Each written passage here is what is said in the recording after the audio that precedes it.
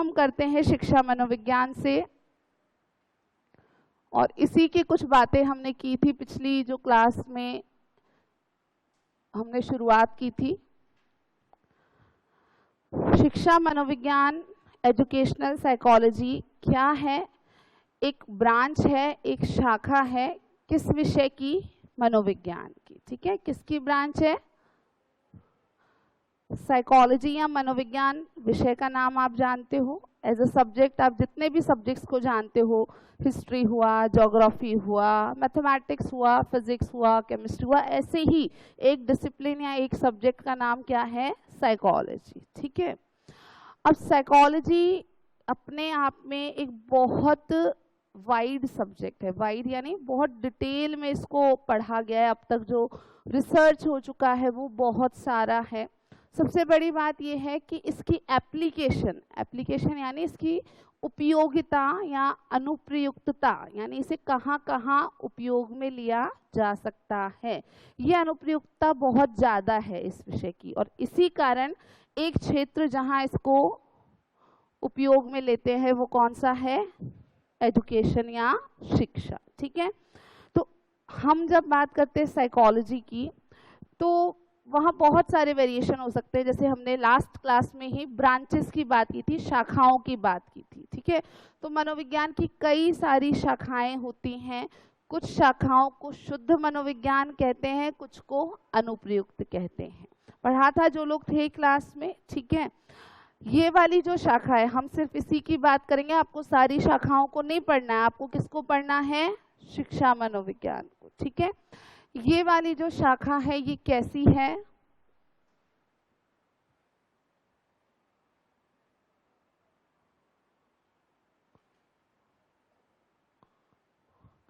Applied या अनुप्रयुक्त। Applied शब्द सुना है सबने?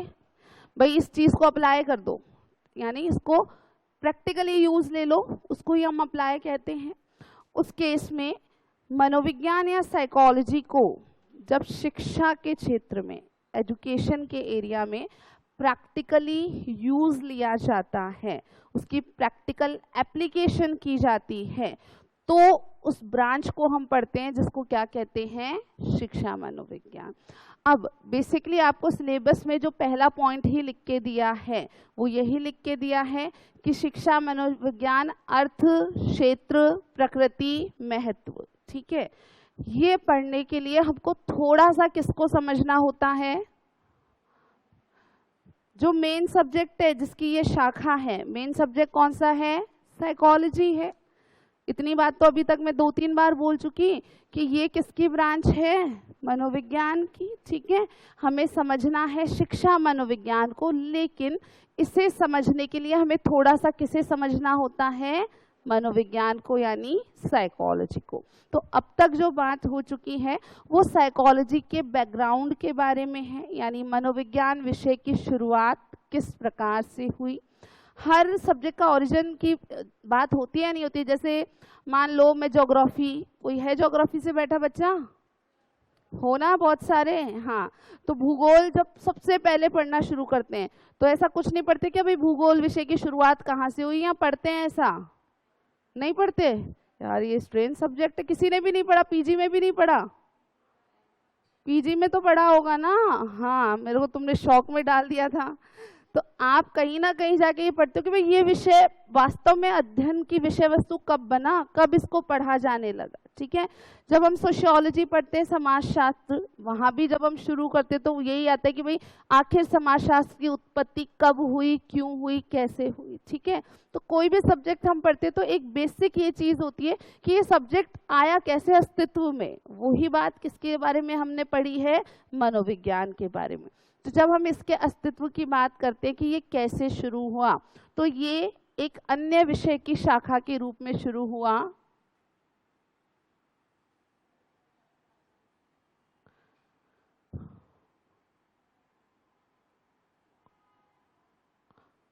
एक विषय जिसका नाम क्या था? दर्शन शास्त्र या फिलॉसफी। आज भी है वो विषय, आज भी पढ़ा जाता है। ठीक है, दर्शन शास्त्र या फिलॉसफी ऐसा विषय है अगेन जिसमें लाइफ के बारे में सब कुछ पढ़ा जाता है, ठीक है। जो जो दर्शन शास्त्री होते हैं वो अपना अपना दर्शन प्रस्तुत करते हैं। दर्शन यानी देखने का नजरिया, ठीक है। तो कुछ दर्शन शास्त्रियों ने कहा कि भाई हम एक नई शाखा बनाते हैं, जिसका नाम क्या रखेंगे, साइकोलॉजी रखेंगे। अब ये साइकोलॉजी नाम ही क्यों रखा, तो आपको पता होगा कि फेमस जो फिलोसोफर्स रहे वो ग्रीक थे, ठीक है ना। ग्रीक फिलोसोफर्स रहे, यूनानी फिलोसोफर्स रहे। तो उनमें से कुछ फिलोसोफर्स ने ये माना कि भाई हमको साइकी का स्टडी करना है।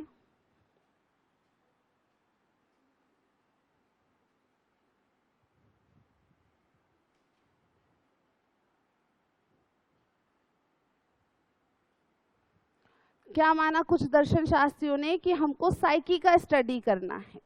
साइकी यानी क्या होता है, सोल, आत्मा, ठीक है।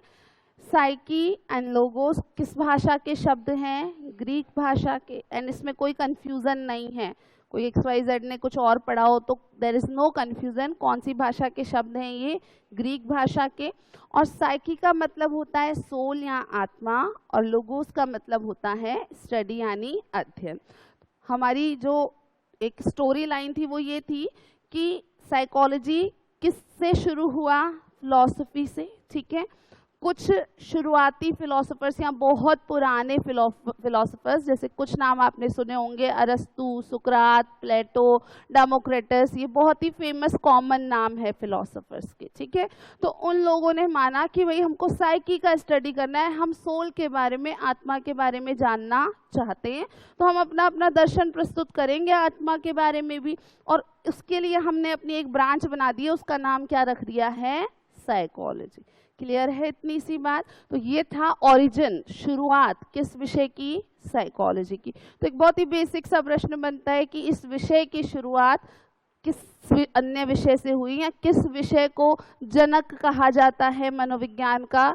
तो बहुत सिंपली हम आंसर करते हैं कि किसको कहा जाता है, फिलॉसफी को या दर्शन शास्त्र को।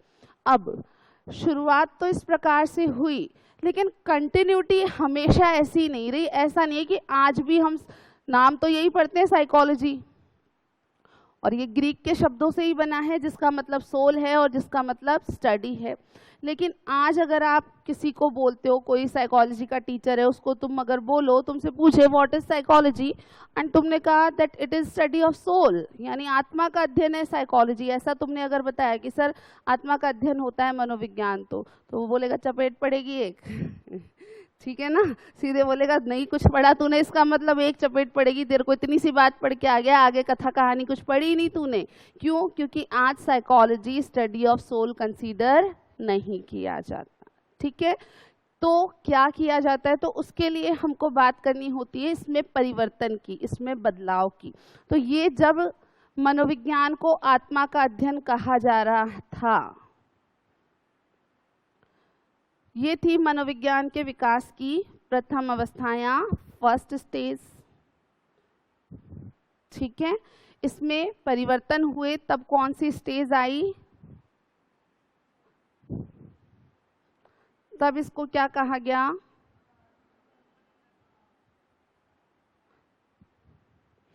Study of mind.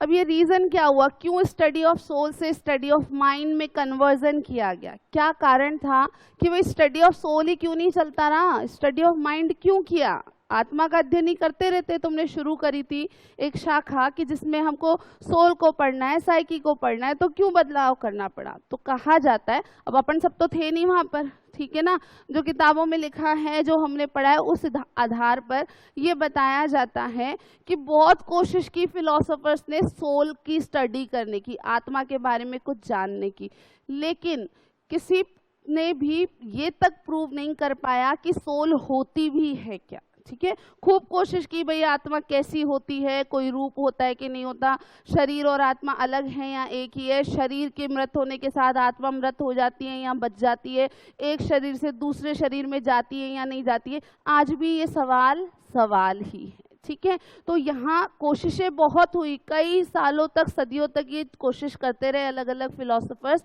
लेकिन ये तक कंफर्म नहीं कर पाए कि सोल जैसी कोई चीज़ होती भी है या नहीं होती। तो फिर नए नए विद्वान आते ना, जैसे हम कुछ कर रहे हैं, फिर तुम नए टीचर्स आओगे, तो नए वालों ने बोला पागल हो तुम, बावड़े हो, कब से सोल सोल सोल सोल किए जा रहे हो, मिल रहा जुल रहा तुमको कुछ है नहीं, और कह रहे हो सोल का स्टडी, सोल का स्टडी, ये तो पता नहीं सोल होती है कि नहीं होती है, ठीक है। तो बोले ये छोड़ो, सोल वोल का लफड़ा छोड़ो, हम नई चीज़ देते तुम इसको पढ़ो, ठीक है। साइकोलॉजी में आप किसको पढ़ो? माइंड को पढ़ो, ठीक है। तो कुछ नए फिलोसोफर्स आए, उन्होंने इस व्यू पॉइंट को नकार दिया कि सोल को तो नहीं पढ़ना है। तब किसको पढ़ा जाने लगा? मन को या माइंड को। अब देखो ये वाली जो बात है इसको हम सेकेंड स्टेज कहते हैं, लेकिन यहाँ पर भी फिलोसोफर्स ही थे, कुछ नाम मैं लिख रही हूँ।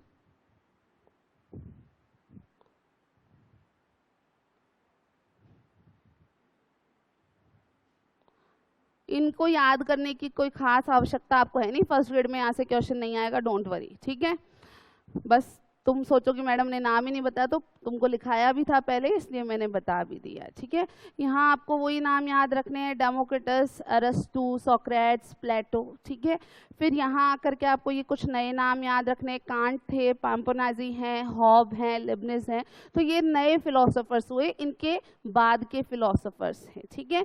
तो इन दार्शनिकों ने आत्मा की बजाय किसको महत्व दिया? मन को, कि नहीं साइकोलॉजी में सोल के बारे में तो कुछ मिल नहीं पा रहा, तो हम अब किसका स्टडी करेंगे? माइंड का स्टडी करेंगे। अब ये जिस समय की बात है, तब तक साइंस बहुत ज़्यादा डेवलप नहीं हुई थी, ठीक है ना, विज्ञान में बहुत ज़्यादा अभी तक तकनीकें विकसित नहीं हुई थी। तो यहाँ पर माइंड और ब्रेन में कोई खास अंतर पता नहीं था इन लोगों को। अब ये दो शब्द हैं, माइंड एंड ब्रेन, हिंदी में हम लिखते हैं मन और, एक ही होते हैं क्या? कोई साइंस का बच्चा बैठा है साइंस स्ट्रीम से? बायो, मैथ्स वाले से तो नहीं पूछूं, मैथ्स वाले तो भाई ऐसे नहीं, मतलब अच्छे होते, लेकिन उनको बायो अट्रैक्ट नहीं करती जनरली, मैथ्स वालों को। बायो का था ना क्वेश्चन। तुमने पढ़ा है, ब्रेन की स्ट्रक्चर पढ़ी है किसी ने? हाँ तुमने तो पढ़ी, वो पढ़ा है, मस्तिष्क की संरचना पढ़ी है थोड़ी बहुत, कहीं तो पता तो है ही अपने को कि भाई ब्रेन को स्टडी किया गया है, इसको कुछ पार्ट्स में बांटा गया है, fore brain, mid brain, hind brain, ठीक है। 4 लोब्स होते हैं, 2 हिस्सों में बांटते हैं, जिनको 2 हेमिस्फीयर कहते हैं, ठीक है। अंग्रेजी के नाम ही बोले जाते हैं यहाँ पर, हिंदी वाले नाम में इस ब्रेन के हिस्से में कम से कम हिंदी वाले, वो बड़ा मुश्किल होते हैं, कपाल समथिंग, फ्रंट ब्रेन को पता नहीं क्या बोलते हैं, अग्र कपाल, पश्च कपाल, तो फ्रंट ब्रेन, मिड ब्रेन और हिंड ब्रेन में बांटा जाता है। अंदर जो हिस्से हैं हाइपोथैलेमस, थैलेमस, जो साइकोलॉजी में भी पढ़े जाते हैं, ठीक है, आज के समय साइकोलॉजी में भी पढ़े जाते हैं। पर यहाँ जब हम लिख रहे हैं मन और मस्तिष्क, जब ब्रेन को स्टडी करते हैं तो इसको स्टडी ऑफ माइंड नहीं कहते हैं, इसको स्टडी ऑफ ब्रेन ही कहा जाता है। जब कोई साइंस की किताब में आप पढ़ते हो, बेसिक साइंस में भी कई बार आ जाता है ये वाला जो पोर्शन है, तो वहाँ पर लिखा जाता है structure of brain, structure of mind नहीं लिखते। हम ऐसे जरूर कह सकते हैं कि भाई कई बार बातों बातों में कहते हैं मैंने माइंड नहीं किया, तूने माइंड तो नहीं किया, इस बात को बोल लेते हैं कई बार बातचीत में, भाई मैंने ऐसे से कह दिया, तूने माइंड तो नहीं किया, या फिर अरे यार मेरे तो माइंड ही नहीं चल रहा था, बोलते हैं ऐसा कई बार, यार मैंने तो माइंड ही नहीं लगाया। हम जनरल कम्युनिकेशन में बोल जरूर लेते हैं, पर वास्तव में सोचने समझने का काम जो हमारे शरीर का हिस्सा करता है वो मस्तिष्क होता है, ब्रेन होता है, वो माइंड नहीं होता। ये अलग बात है कि जनरल कम्युनिकेशन में हम इन दोनों को इंटरचेंजेबली यूज कर लेते हैं, कि कई बार हम माइंड की जगह ब्रेन, ब्रेन की जगह माइंड शब्द का उपयोग कर लेते हैं, ठीक है।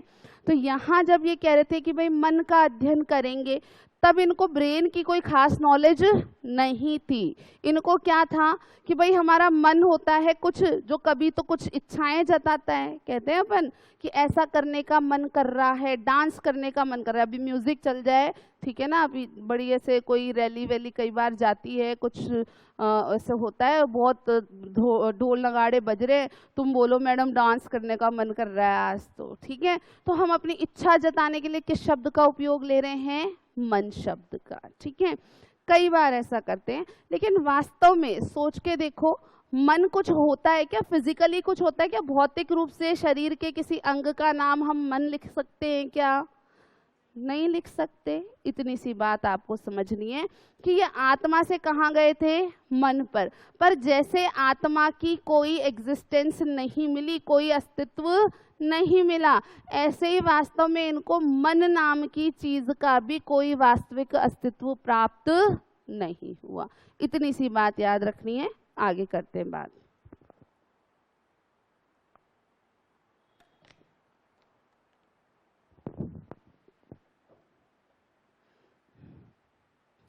कुल मिला के स्टेज नंबर 1 और स्टेज नंबर 2 यहाँ तक मनोविज्ञान क्या था? दर्शन शास्त्र की एक शाखा थी, ठीक है।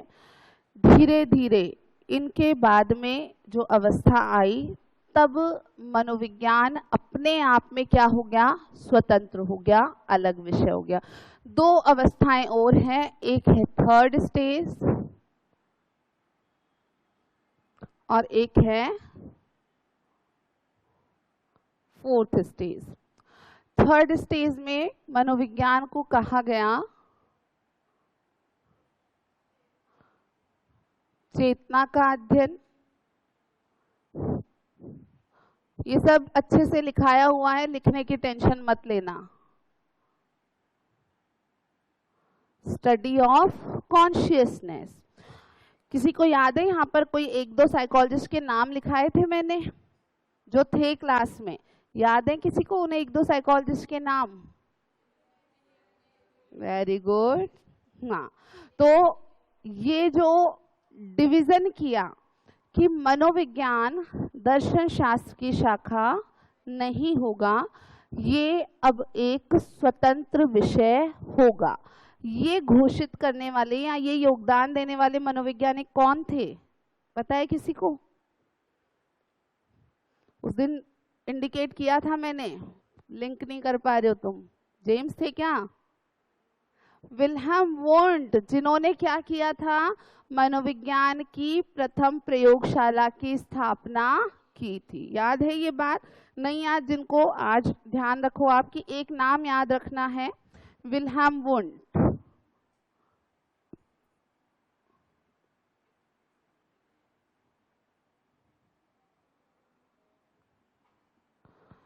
विल्हेम वोंट एक जर्मन मनोवैज्ञानिक थे, जर्मन साइकोलॉजिस्ट थे, और इन्होंने ही कहा मेनली कि हम ये जो साइकोलॉजी है इसको अपने आप में एक अलग सब्जेक्ट बनाएंगे। हम साइकोलॉजी को ब्रांच ऑफ फिलॉसफी रखना नहीं चाहते, हम चाहते हैं कि साइकोलॉजी अलग हो जाए फिलॉसफी से, ठीक है, अपने आप में एक अलग अस्तित्व बना ले, एक इंडिपेंडेंट सब्जेक्ट बन जाए। और ये कार्य इन्होंने किया भी, ठीक है। कैसे? इन्होंने कहा कि हम साइंटिफिकली पढ़ना चाहते हैं, हम वैज्ञानिक रूप से पढ़ना चाहते हैं। फिलॉसफी एक साइंटिफिक सब्जेक्ट नहीं है, ठीक है ना, वैज्ञानिक दृष्टिकोण नहीं पाया जाता दर्शन शास्त्र विषय में। तो उन्होंने कहा कि हम मनोविज्ञान को ऐसा विषय बनाएंगे जिसमें वैज्ञानिक दृष्टिकोण हो और इस विषय को अलग से पढ़ा जाए। तो विल्हेम वोंट ने 1879 में कहाँ पर अपनी लेबोरेटरी स्टैब्लिश की थी? वेरी गुड, ठीक है, जर्मनी में एक जगह है जिसका नाम है लिप्जिग। वहां पर कार्ल मार्क्स यूनिवर्सिटी, पहले लिप्जिग यूनिवर्सिटी हुआ करती थी, उसको कार्ल मार्क्स यूनिवर्सिटी अब कहा जाता है।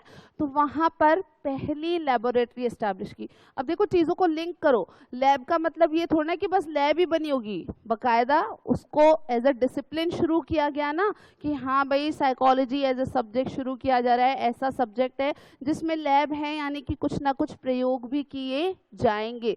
तो एज अ डिसिप्लिन वहाँ पढ़ाया जाने लगा, एडमिशन लिए जाने लगे। तो फॉर्मल जो शुरुआत है, औपचारिक शुरुआत जो है मनोविज्ञान विषय की, वो कब से मानी जाती है? इनफॉर्मल शुरुआत तो मानी जाती है बहुत पुरानी, अराउंड 400 बिफोर क्राइस्ट, ईसा पूर्व, ठीक है, इतनी पुरानी शुरुआत मानी जाती है।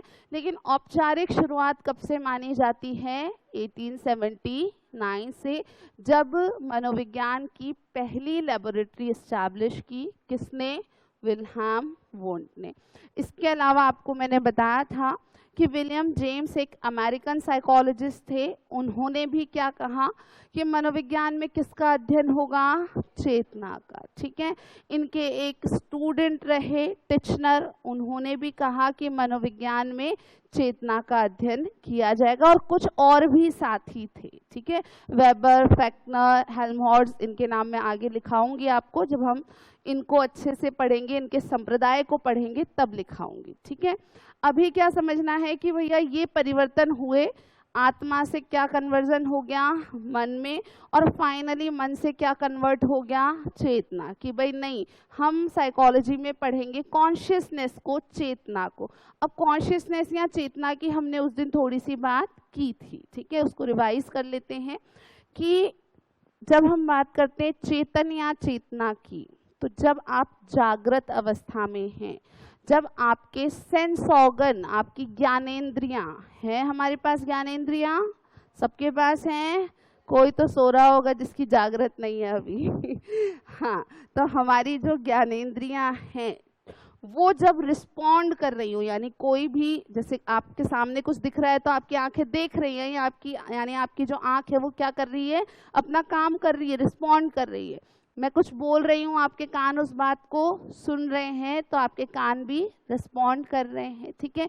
आपके जबान पे कुछ रखा जाए, आप खुद रखो या कोई ऐसे मुंह में कुछ डाले, तो आपकी जीभ उसका टेस्ट लेती है, ठीक है, तो वो भी क्या कर रही है? रिस्पॉन्ड कर रही है। तो जब हम जागृत अवस्था में होते हैं और हमारा ज्ञानेंद्रियां, हमारा मस्तिष्क एक्टिवली वर्क कर रहे होते हैं, उसी को हम क्या स्थिति कहते हैं? चेतना की स्थिति, ठीक है।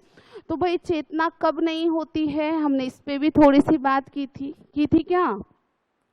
कब हम अपनी चेतन अवस्था में नहीं होते हैं? कोई बताएगा मुझे? सो रहे होते हैं रात को, और बेहोश हो जाए अगर कोई, ठीक है, और बेहोश या फिर कोमा में ही चला जाए, ठीक है, और फिर आफ्टर दैट, ठीक है, मृत्यु के बाद हम अपनी चेतन में बिल्कुल नहीं होते। तो वास्तव में यहाँ वुंट का, जेम्स का, टिचनर का जो मत था वो ये था कि भाई हम रात की नींद में क्या होता है, सपनों में क्या होता है, हमको लेना देना नहीं है। आदमी बेहोश वेहोश हो जाए, बीमार है, बेहोशी की स्थिति में चला गया, गिर गया, चक्कर खा गया, बेहोशी में क्या हो, हमको लेना देना नहीं है। कोई गंभीर बीमारी से ग्रसित है, पैरालिसिस होके कोमा हो गया, उसके बाद उसके साथ क्या हो रहा है, हमको लेना देना नहीं है। और आफ्टर डेथ क्या हो रहा है, उससे भी हमको लेना देना नहीं है। उसके अलावा जब जब व्यक्ति अपनी चेतना में कोई कार्य कर रहा है, हम उस संपूर्ण चेतना का अध्ययन मनोविज्ञान में करेंगे। इतनी बात के बाद हमको जो याद रखना था वो ये कि ये अच्छा काम चल रहा था, चेतना पर खूब मेहनत हो रही थी कि हाँ चेतना ही होगी अब मनोविज्ञान में सब कुछ, ठीक है।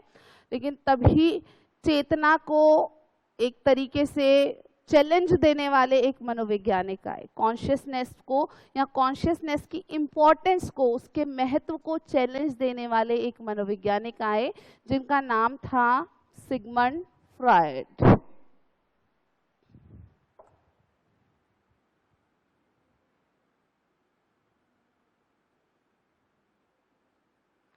ये वास्तव में एक साइकेट्रिस्ट थे। हुई थी हमारी बात, याद आ रहा है कुछ सबको? जो लोग थे, जो लोग नहीं है वो तो फर्स्ट टाइम सुन रहे हैं ये बात, ठीक है।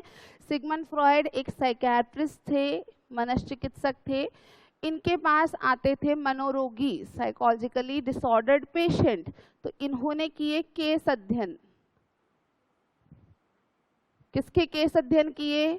मानसिक रोगियों के या मनोवैज्ञानिक विकार के जो रोगी थे उनके, ठीक है। केस अध्ययन करते हुए इनको कुछ जो भी चीजें पता चली वो उन्होंने पब्लिश करी अपनी बुक में। बुक का नाम था इंटरप्रिटेशन ऑफ ड्रीम्स, ठीक है। एक बुक प्रकाशित की सिगमंड फ्रॉयड ने जिसका नाम क्या था? Interpretation of dreams. बुक्स के नाम ऐसे ही याद रखने हैं, उसका ट्रांसलेशन नहीं करना। स्वप्नों की व्याख्या नहीं लिख के देंगे, अगर बुक पूछेंगे तो इंटरप्रिटेशन ऑफ ड्रीम्स किसकी कृति है ऐसे ही पूछेंगे, ठीक है। तो इंटरप्रिटेशन ऑफ ड्रीम्स यानी कि सपनों के बारे में उन्होंने लिखा सब कुछ उस किताब में। अब देखो कॉन्ट्रडिक्शन क्या हुआ, विरोधाभासी स्थिति कैसे बनी कि ये विल्हम वोर्न, जेम्स टिचनर, ये सब तो कह रहे थे कि सपनों से हमको लेना देना ही नहीं है, हम सिर्फ किसका अध्ययन करेंगे? चेतना का अध्ययन करेंगे, ठीक है। और ये जो कि एक साइकेट्रिस्ट थे यानी प्रैक्टिसिंग डॉक्टर, ठीक है, जो कि साइकेट्री में स्पेशलाइजेशन रखता है। एक डॉक्टर जो प्रैक्टिस कर रहा है, जिसका विशिष्टीकरण है साइकेट्री में, मनोचिकित्सा में, वो अपना काम करते हुए एक किताब प्रकाशित करता है। उस किताब का नाम रखता है इंटरप्रिटेशन ऑफ ड्रीम्स। मजे की बात ये थी कि वो किताब बहुत फेमस हुई, ठीक है, बहुत ज़्यादा प्रसिद्ध हुई वो किताब। और उस समय की 1900 में वो किताब लिखी गई थी, इंटरप्रिटेशन ऑफ ड्रीम्स।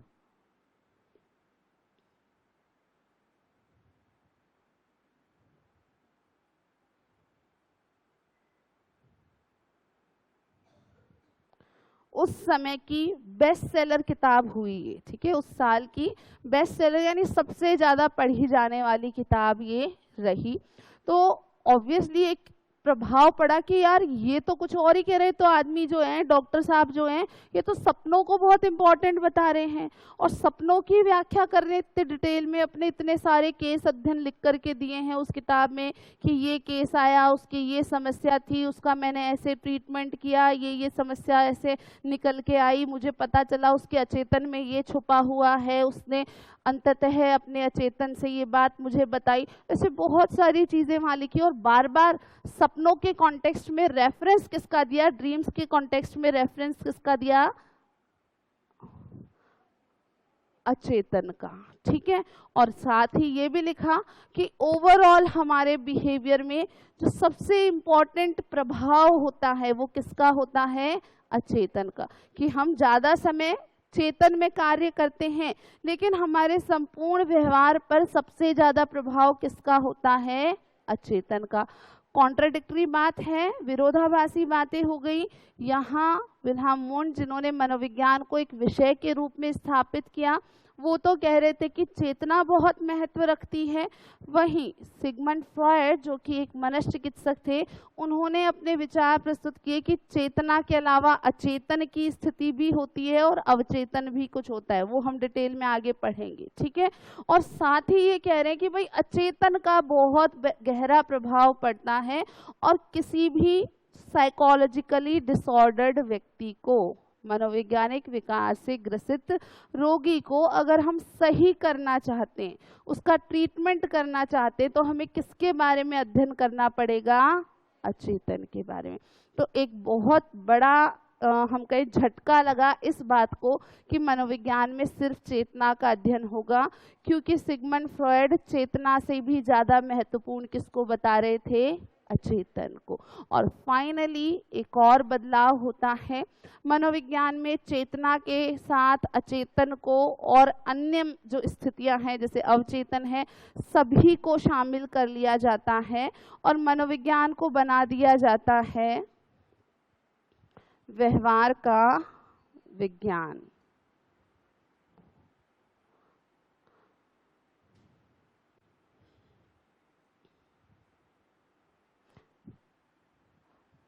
अब ये करने में औपचारिक रूप से कई सारे लोगों का योगदान था। प्रभाव तो इनका पड़ा, लेकिन ये नहीं कहते थे, ये चीज जरूर याद रखना, सिगमंड फ्रॉइड नहीं कहते थे कि मनोविज्ञान व्यवहार का अध्ययन होगा। वो तो अपना काम कर रहे थे, वो तो डॉक्टर थे, अपना काम कर रहे थे, अपने केसेस देखते थे, ट्रीटमेंट करते थे, और उनका जो केस का अपना हिस्ट्री था, जो अनुभव था, उसको अपने किताब में प्रकाशित किया। और भी कई किताबें इन्होंने लिखी, लेकिन ये खुद नहीं कूदे इस बहस में कि भाई मनोविज्ञान में क्या पढ़ना चाहिए, क्या नहीं पढ़ना चाहिए। ठीक है, तो इनकी बात को महत्व मिला एक इनडायरेक्ट वे में, और फाइनली मनोविज्ञान को क्या बना दिया गया, व्यवहार का विज्ञान, साइंस ऑफ बिहेवियर।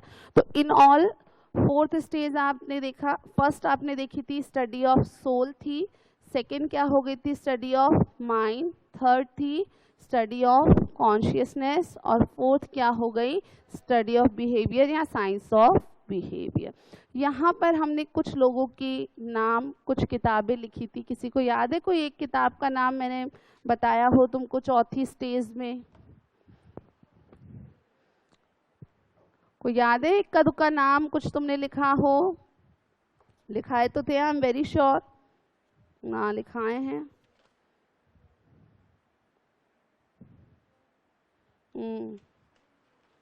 ठीक है, कोई किताबें एक दो, व्यवहार शब्द का उल्लेख किया गया किसी किताब में।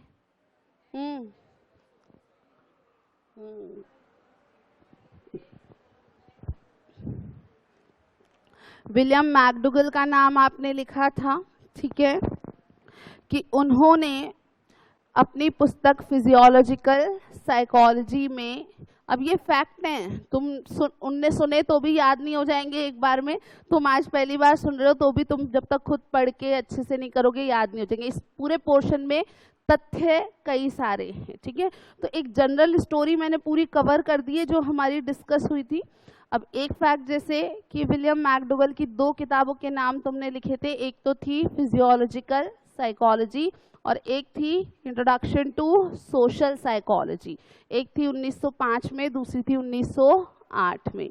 1905 में अपनी बुक फिजियोलॉजिकल साइकोलॉजी में क्या कहा मैकडूगल ने, उन्होंने कहा कि psychology is the study of conduct of living organism, ठीक है, मनोविज्ञान जीवित प्राणियों के आचरण का अध्ययन है। तो आपको मैंने लिखा है ये सारी बात, आचरण शब्द मैंने बताया कि उन्होंने उपयोग लिया। अब आचरण या कंडक्ट क्या होता है कि हम डेली अपने एक्टिविटीज में जो कुछ कर रहे हैं वो क्या है, हमारा आचरण है, ठीक है।